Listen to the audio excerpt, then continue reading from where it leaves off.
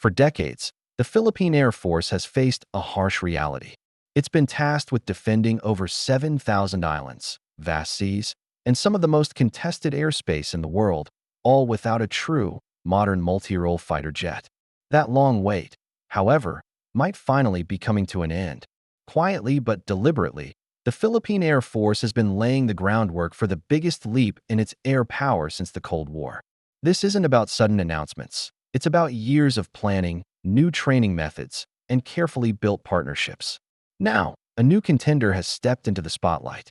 According to recent reports, South Korea's KF-21 Boramae has emerged as the frontrunner to win the Philippines' long-awaited multi-role fighter project. If this deal goes through, it's more than just buying a new plane. It's a complete transformation of Philippine air power, with effects that will ripple across the entire Indo-Pacific. This isn't just another story about a fighter jet. It's a story about momentum, trust built over years, and a nation that has decided it can no longer afford to wait.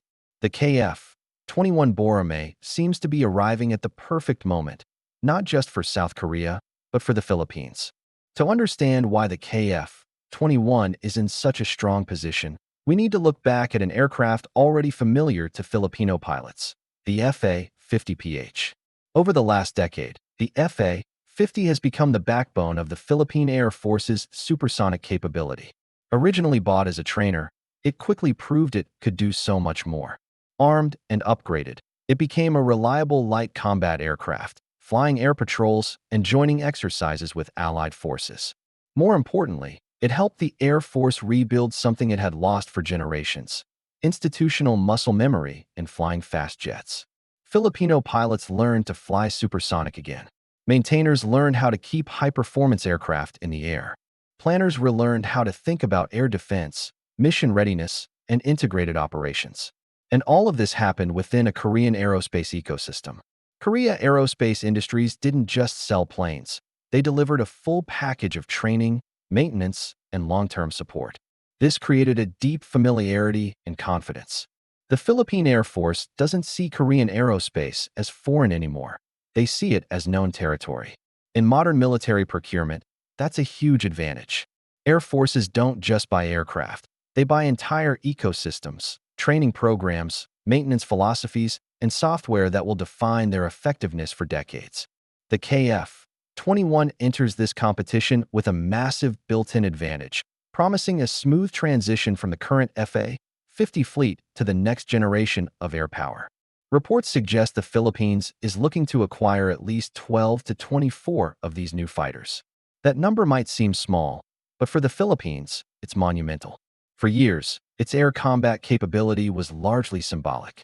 But one or two squadrons of true multi-role fighters represent something entirely different: a credible, sustained presence. It means the Air Force can consistently conduct air defense and maritime strike missions. One squadron establishes relevance. Two squadrons establish resilience. With a force like that, the Philippines would no longer have to rely solely on allies to control its own airspace. It would become an active partner in regional security. This is where the KF-21 becomes especially compelling. It's often called a 4.5+ generation fighter, a sweet spot between older jets and full-stealth aircraft like the F-35. It has an advanced radar, modern electronic warfare systems, and is designed for future upgrades. This is crucial because modern air combat is all about information. Who sees first, who shares data faster, and who can act decisively. The KF-21 offers advanced capability without the extreme cost and maintenance burden of a full fifth-generation fighter. It's powerful enough to deter, flexible enough to adapt, and affordable enough to sustain.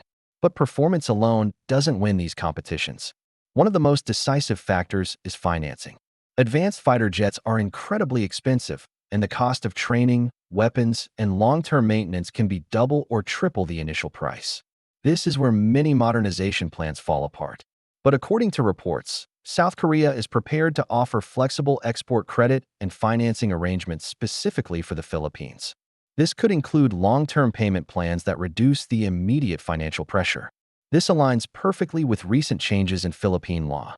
The 2026 General Appropriations Act, signed by President Ferdinand Marcos Jr., now allows for foreign and domestic financing for major defense projects. This creates a clear financial path forward. The multi-role fighter project is no longer just a dream. It has a realistic way to be funded. Beyond the budgets and airframes, there's a deeper strategic element. A KF-21 deal would further strengthen the defense ties between Manila and Seoul. South Korea has become one of the Philippines' most reliable partners, supplying warships, logistics vessels, and more. This isn't just a business transaction, it's a strategic partnership.